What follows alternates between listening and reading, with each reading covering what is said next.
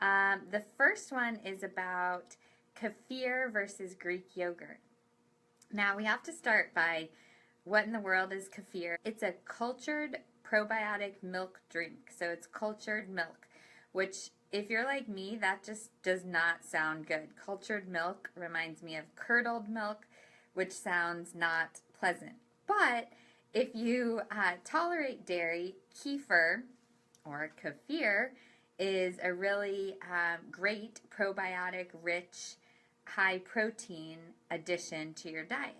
Now, I have to say before I even start this, many people, even people who don't think this is the case, don't tolerate dairy very well. So if you suspect that you may not be tolerating dairy, I really recommend taking it out for a week or two just to see, and then reintroduce it, and you'll know. If you don't feel great with, hey Enoch, thanks for the like, glad to see you on here. If you don't feel great with dairy, you'll know when you reintroduce it.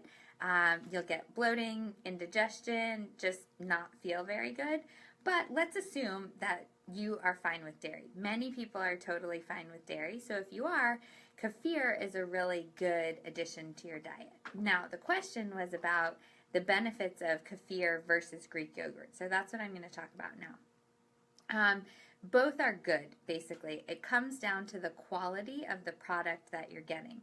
So if you're getting a very sugary Greek yogurt versus a plain unsweetened kefir, then I'm definitely going to choose the kefir. The opposite holds as well. If you're getting a plain kefir and a very, I think that's what I just said. If you're getting a plain Greek yogurt and a sugary kefir, then I'm going to choose the plain Greek yogurt. So sugar is very important. All dairy contains lactose, a naturally occurring sugar, so you don't have to have zero sugar, but it's a good idea to have zero sugar added. And here's a reminder of how we see the added sugar.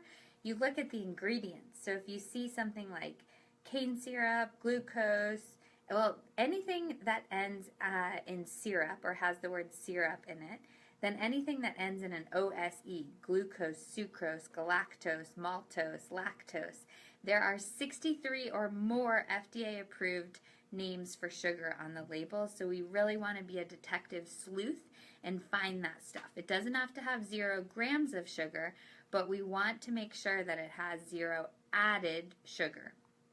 If you're getting a fruit flavor, I highly recommend that that the sugar actually comes from fruit and not a bunch of extra sugar. So I believe that a cup of dairy has, depending on the fat content, but somewhere around, a cup of yogurt should have somewhere around 7 to 8 grams of naturally occurring sugar. So if you pick up your cup of yogurt and it has 30 grams, well, that's probably around 22, 23 grams of added sugar, and that's too much. We want about 25 grams or less of added sugar per day. That's my A goal. My B goal is 50 grams or less, and I really think that's too much for most people. So, of course, just like anything, start with wherever you are and take baby steps to improve.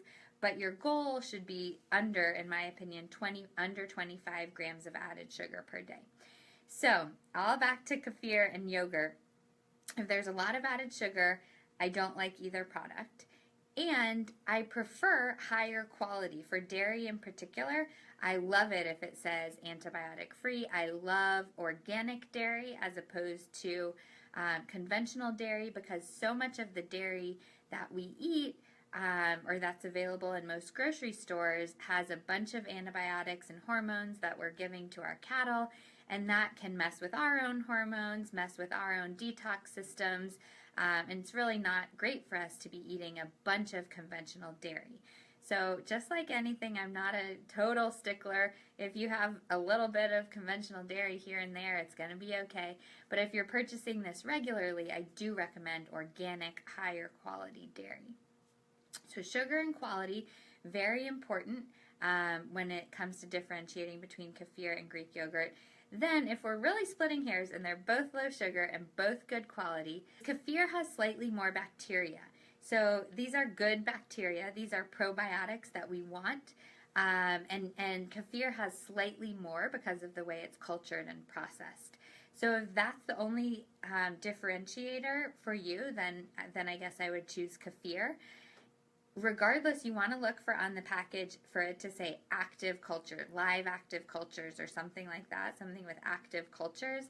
So many of us get some yogurt and we think we're making a healthy decision or a healthy choice, and then we're not even getting the probiotic benefit because there are no live active cultures and there's tons of extra sugar in there. I'm going to try to see if I can find on the fly. This is my book, Start Here. Oh my goodness, I had that. I promise you guys I didn't plan this, but this is the most commonly used page.